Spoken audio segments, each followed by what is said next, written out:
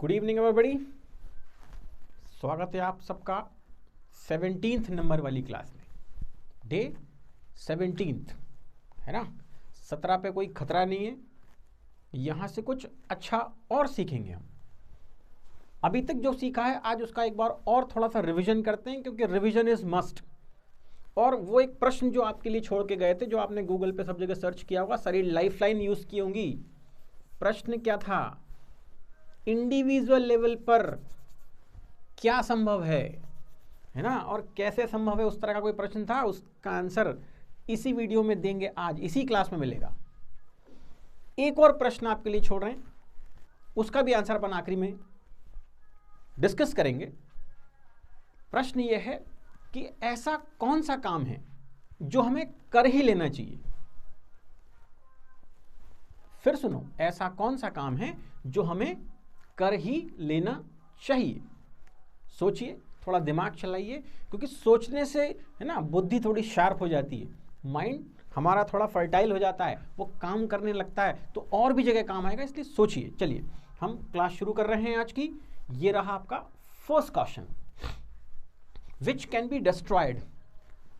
ऐसी कोई चीज जिसको डिस्ट्रॉय किया जा सकता है, जो नष्ट हो सकती है, जो हमेशा शाश्वत नहीं रहती, जो हमेशा के लिए नहीं है, वो फ्रॉन है या मॉर्टल है।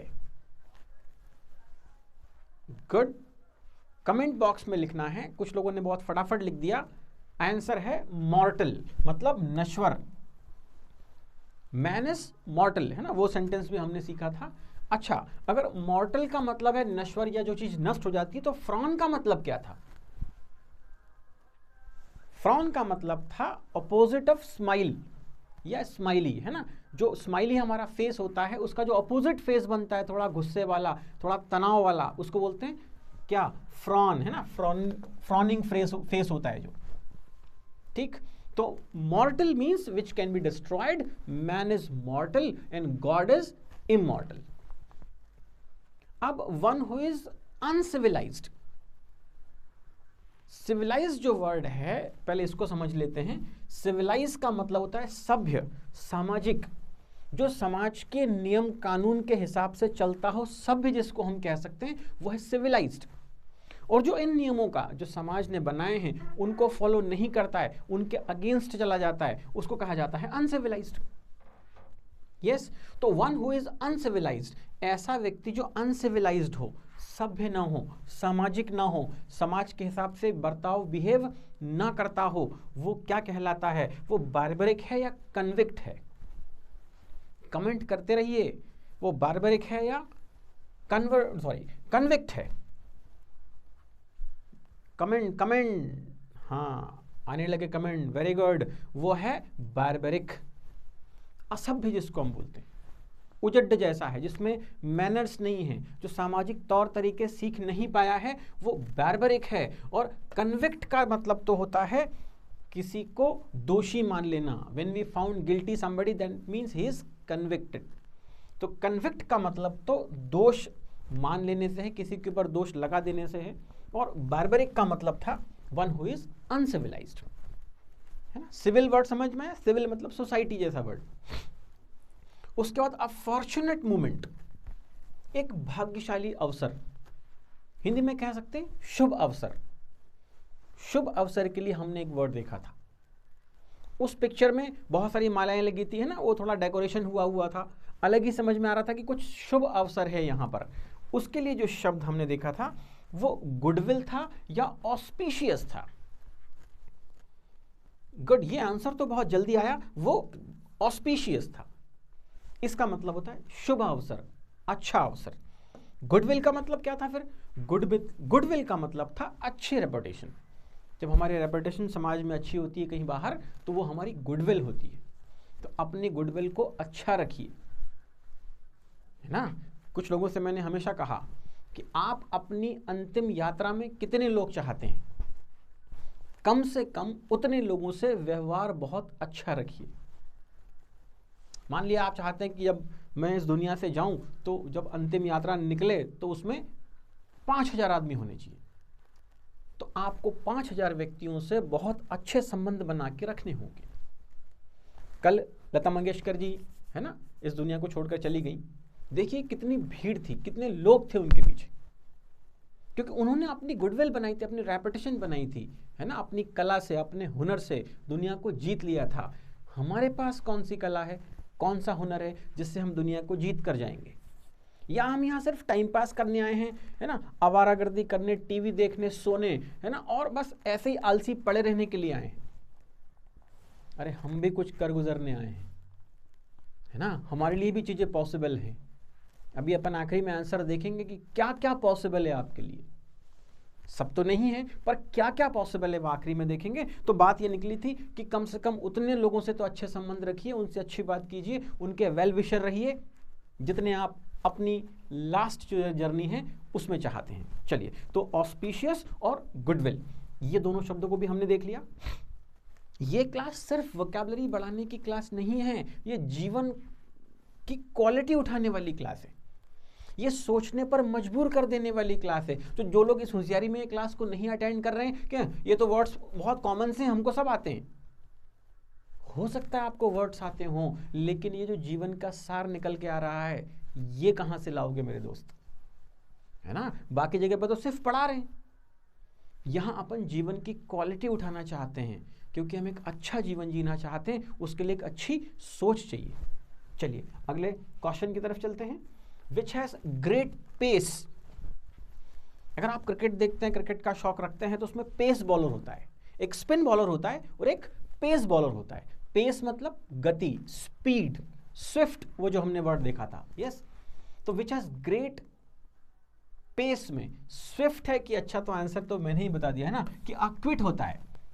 स्विफ्ट वो वर्ड है जिसका संबंध गति से है, स्पीड से है, पेस से है ना, फास्ट होने से है। तो फिर अक्विट क्या था? अक्विट था जब हम किसी को दोष से बरी कर दें, कोई इल्जाम उसके ऊपर प्रूव ना हो पाए, तो वो क्या हो जाता है? अक्विट हो जाता है, अपने आरोपों से उसको बरी कर दिया जाता है, दैट इज अक्विट। स्टर्न और एंग्री फेस, जब हम अपना चेहरा सख्त बना लेते हैं, स्टर्न का मतलब सख्त होता है, कड़क होता है, कठोर होता है, यस। और वैसा फेस उसको क्या कहते हैं? उसको एक्सपैंड कहते हैं कि फ्रॉन कहते हैं? अच्छा, ये अभी भी तो आया था, फ्रॉन, फ्रॉनिंग फेस, स्माइल का अपोजिट है। तो फ्रॉन, ये वर्ड आप बिल्कुल घुट रट जाना चाहिए, अंदर समा जाना चाहिए आपके, है ना, आपके हीमोग्लोबिन में, ब्लड में जाके मिल जाना चाहिए हीमोग्लोबिन की तरह, जैसे हमारे ना ग्लूकोज मिल जाता है ब्लड में जाके, ऐसे सारे वर्ड्स बिल्कुल मिक्स हो जाने चाहिए। अगली बार आप टेस्ट करवाने जाओ, अगर आपका ब्लड टेस्ट, तो साथ में निकल के आना चाहिए कि हीमोग्लोबिन इतना % है, और साथ में ये वर्ड भी इनके साथ मिले हुए हैं, जैसे फ्रॉन है ना, जैसे स्विफ्ट है, जैसे अक्विट है, वो ब्लड रिपोर्ट में आने चाहिए सारे वर्ड कि ये भी इनके ब्लड में मिक्स हो गए हैं। अरे ब्लड में मिक्स होंगे तो पूरे बॉडी में घूमेंगे, ब्रेन तक भी जाएंगे, घूमता है ना ब्लड हमारी बॉडी में। तो फ्रॉन, हंसना नहीं है, अगली बार ब्लड रिपोर्ट देखो तो जरूर निकलेंगे सारे वर्ड्स। चलिए आगे बढ़ते हैं। फाउंड गिल्टी इज कॉल्ड, जब हम किसी को गिल्टी मतलब दोषी पा लेते हैं, वो दोषी साबित हो जाता है, तो उसके लिए कौन सा शब्द यूज करते हैं? उसके लिए कन्विक्ट करते हैं या कॉन्ट्रैक्ट करते हैं? कन्विक्ट करते हैं, है ना, उसको हम सजा देते हैं फिर, क्योंकि उसको हम दोषी, कसूरवार मान लेते हैं, तो उसको कन्विक्ट किया जाता है। कॉन्ट्रैक्ट का मतलब तो सिकुड़ जाने से संबंधित था ना, श्रिंक वाले वर्ड से संबंधित था। वो एक बलून की फोटोग्राफ थी जिसकी हवा निकल गई थी तो वो सिकुड़ गया था, दैट इज कॉन्ट्रैक्ट, है ना। आपका ब्रेन तो कहीं नहीं सिकुड़ गया ना इस ठंड में, क्योंकि इस बार ठंड थोड़ी ज़्यादा और थोड़ी लंबे समय तक पड़ी, तो ऐसा तो नहीं हुआ कि आपका ब्रेन भी थोड़ा सिकुड़ गया हो, सोच समझ कम पा रहा हो, या अभी भी कोरोना का डर आपके दिमाग से नहीं गया हो कि लॉकडाउन तो नहीं लग जाएगा।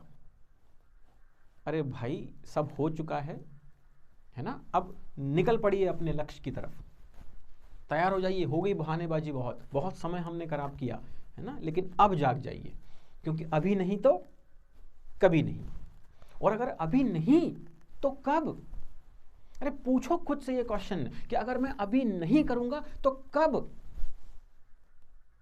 शादी की बात नहीं हो रही है, लोग खुश हो गए।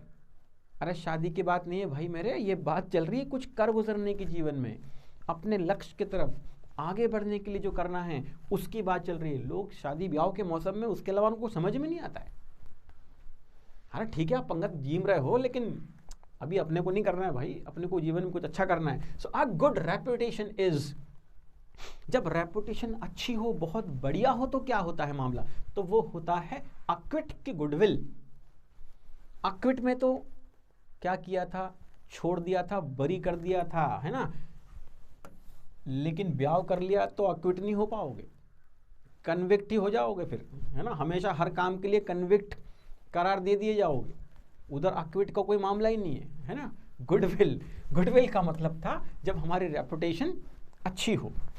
चलो, अरे हंसो तो थोड़ा दिल खोल के हंसा करो, ऐसे क्यों करते हो, हंसने पर थोड़ी टैक्स लगा हुआ है, बढ़िया मस्त हटो फर्स्ट हंसो, है ना। इस बार निर्मला सीतारमण जी ने कोई टैक्स नहीं लगाया हंसने के ऊपर, खिल खिला के हंसो, रोम रोम एकदम तरंगित हो जाना चाहिए कि हाँ हम हंसे हैं। चलिए, तो विच कैन बी एनलार्ज्ड, अरे इन बातों के बीच में क्वेश्चन नहीं भूलना है, विच कैन बी एनलार्ज्ड, जिसको एनलार्ज किया जा सके, बड़ा किया जा सके, फैलाया जा सके, वो एक्सपैंड था या अक्विट बार बार आ रहा है, मतलब ये तो पक्के में ही याद हो जाएगा। आंसर तो एक्सपैंड है, बट एक और ऑप्शन में अक्विट फिर से दिया गया था।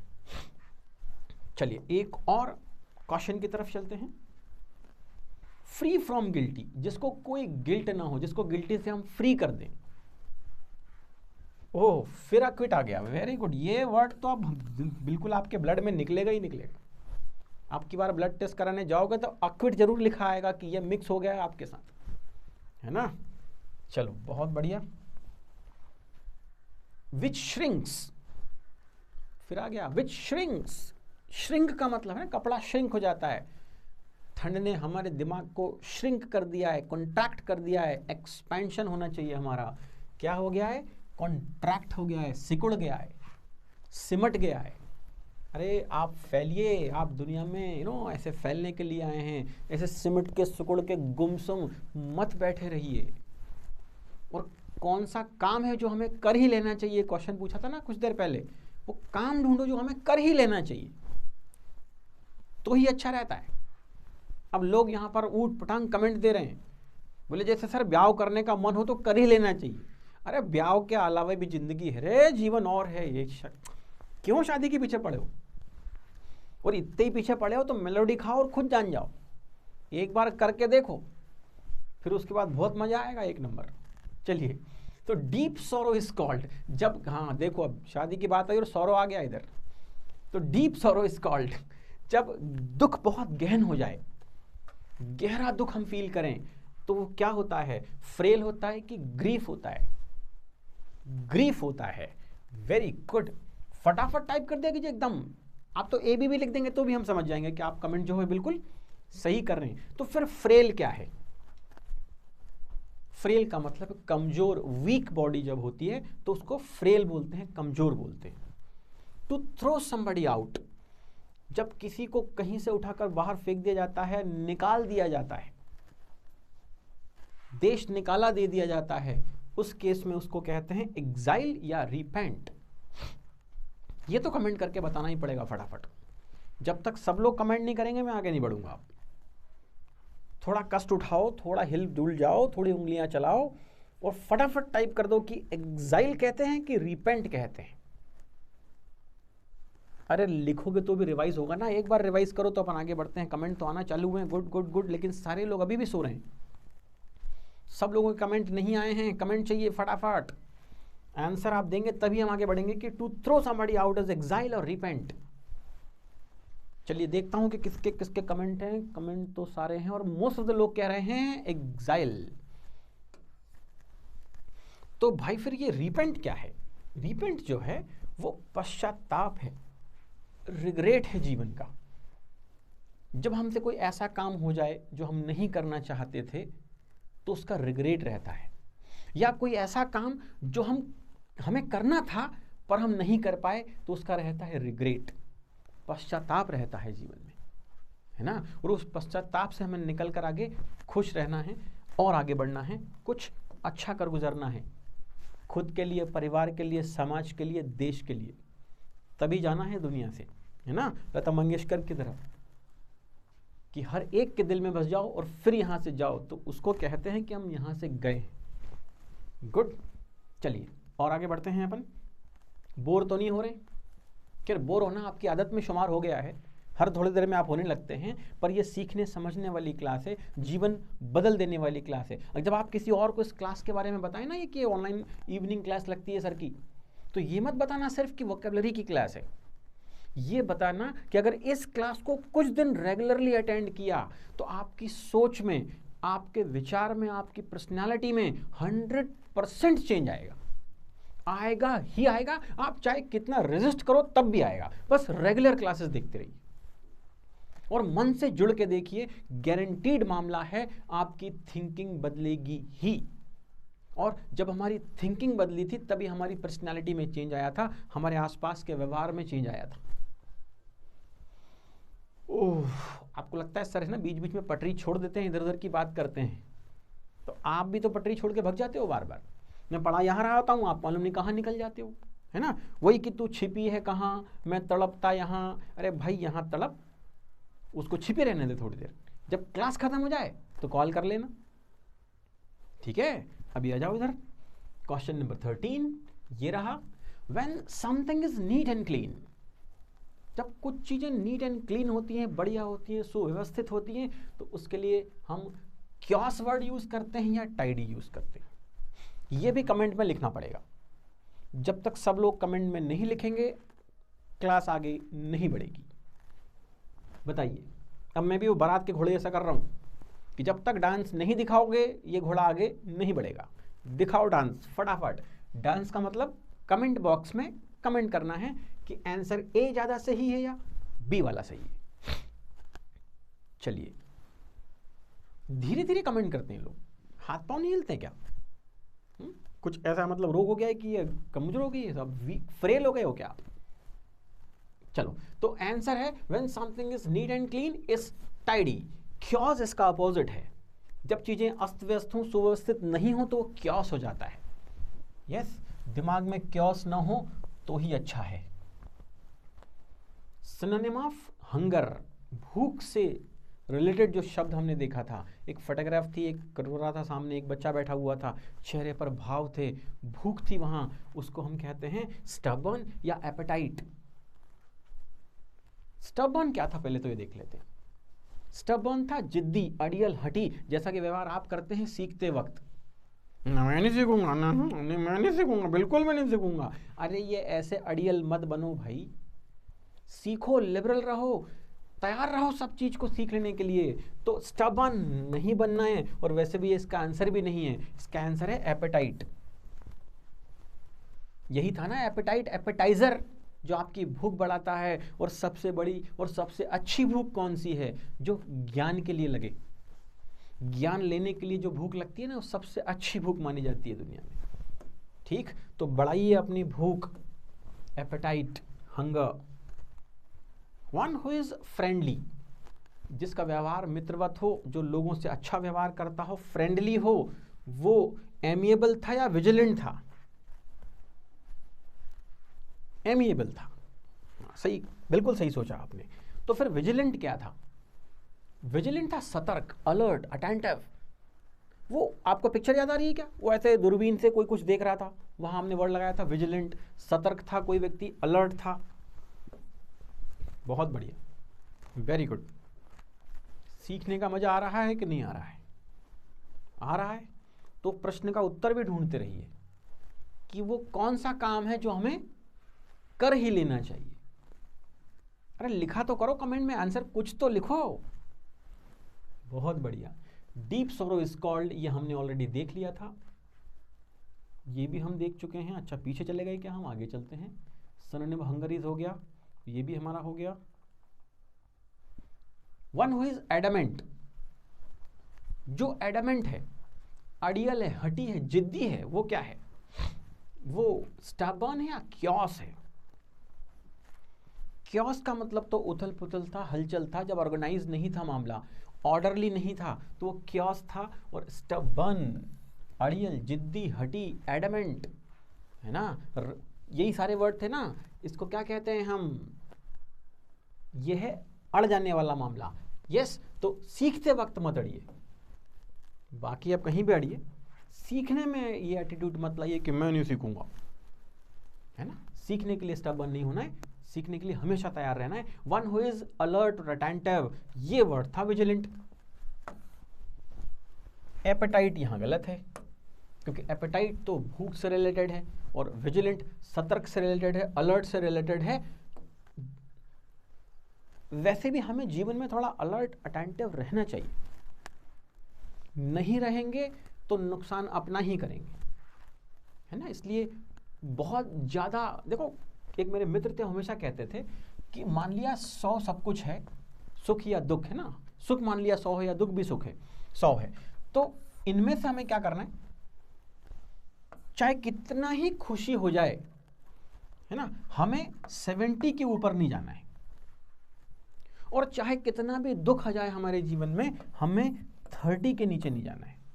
हमें एक स्टेबल कंडीशन में रहना है, विजिलेंट सतर्क रहकर इसके बीच में रहना है। जैसे महेंद्र सिंह धोनी, है ना तो वो बहुत खुशी में बहुत ज़्यादा खुश होता था, ना गम में बहुत ज़्यादा गम ज़्यादा हो जाता था। तो ये क्या था मामला, ये इनके बीच में था, तो जीवन अच्छा चलता है। क्योंकि देखो हिंदी में भी तो हमने सुना है ना कि अति सर्वत्र वर्जित, या एक्सट्रीम इज ऑलवेज हार्मफुल। तो हम खुशी के एक्सट्रीम पर जाएंगे तो भी गलत है, और गम के बिल्कुल एक्सट्रीम में चले जाएंगे तो भी गलत है। अलर्ट रहिए, अटेंटिव रहिए, विजिलेंट रहिए, और जीवन को अच्छे से जीते रहिए। अगला जो लास्ट क्वेश्चन है आज का, व्हेन समथिंग इज अनऑर्गेनाइज्ड, जब चीज़ें ऑर्गेनाइज नहीं हो तो वो क्या होता है, क्योस हो जाता है, उथल पुथल मच जाती है। ये आज के रिवीजन थे, काफ़ी सारे वर्ड्स को हमने बार बार रिवाइज किया है, पूरी कोशिश की। जैसे वो डॉक्टर ना सलाइन बॉटल लगा देता है हमारे अंदर वो ग्लूकोज की, ऐसे ही हमने आपको बॉटल लगा दी है इन क्वेश्चंस की, ये सीधे आपके ब्लड में जाके मिक्स हो गए हैं। चाहे तो आप अभी जाकर अपना ब्लड टेस्ट करवा कर रिपोर्ट ले सकते हैं, रिपोर्ट में सारे वर्ड्स जरूर निकल कर आएंगे, क्योस आएगा, है ना, कन्विक्ट आएगा, वो स्टबर्न आएगा, सब आएगा। अब समय हो गया है उन दोनों क्वेश्चंस के आंसर देने का। पहले आज वाला क्वेश्चन ले लेते हैं। क्वेश्चन क्या था आज वाला, कि वो कौन सा काम है जो हमें कर ही लेना चाहिए। आपने खूब दिमागी घोड़े दौड़ाए और मालूम नहीं क्या क्या सीखा। अब आपको बता देते हैं कि जिस काम से आपको सबसे ज्यादा डर लग रहा हो उस काम को कर ही देना चाहिए। फिर सुनो, जिस काम से आपको सबसे ज्यादा डर लगता है उस काम को कर दीजिए, डर मिट जाएगा। जैसे क्लासरूम में जब आप आते हैं और आपको स्टेज पर बुलाया जाता है बोलने के लिए, तो आपको डर लगता है डर, सबसे पहले उठकर जाकर चले जाइए। जिस काम से डर लग रहा है उसको कर दीजिए, यहां से कॉन्फिडेंस बढ़ना शुरू होगा। तो वो कौन सा काम है जिससे हमें सबसे ज्यादा डर लगता है, उस काम को कर ही देना चाहिए, ये पहला आंसर। और वो कौन सी चीज है ना, जो हमारी चीजों को पॉसिबल बनाती है, जिससे हमारे लिए चीजें पॉसिबल हैं इंडिविजुअल लेवल पर, वो है हमारी सोच, थिंकिंग। यकीन मानिए, अगर कोई काम, कोई चीज आपकी सोच में आ गई है, आपकी थिंकिंग में आ गई है, तो वो आपके लिए पॉसिबल है। अगर इधर सोच में ही नहीं आ पाई है तो पॉसिबल नहीं है। जैसे हम में से कुछ लोग हमारे साथ होते हैं जिनकी सोच में आ जाता है कि मुझे कुछ अच्छा कर गुजरना है, अपना लक्ष्य पाना है या अपने सपने देखने, जो भी करना है, चूंकि उनकी सोच में आ गया तो वो कर गुजरेंगे। हमारी सोच में ही नहीं आता है, और हमारे लिए वो सब कुछ इम्पॉसिबल है जो हमारी सोच में आज तक नहीं आ पाया है। हमारी थिंकिंग में चीज़ें होंगी तो वो धीरे धीरे हमारे नेचर में, बिहेवियर में, एक्शन में आ जाएंगी। फाइनली इधर आना चाहिए, सोच में। बस तो याद रखिए, आपके लिए केवल और केवल वही चीज़ें पॉसिबल हैं जो आपकी थिंकिंग में। इसलिए हम कोशिश करते हैं कि इस क्लास में वोकैब के साथ साथ आपकी थिंकिंग, आपकी सोच पर भी काम किया जाए, उसको बढ़ाया जाए। आज के लिए इतना काफ़ी है। आपको दोनों क्वेश्चंस के आंसर मिल गए। इन पे सोचिए, विचार कीजिए, मंथन कीजिए और अपनी पर्सनालिटी को और बेहतर बनाइए। Thank you very much. Now will meet tomorrow. Good bye, good night. We will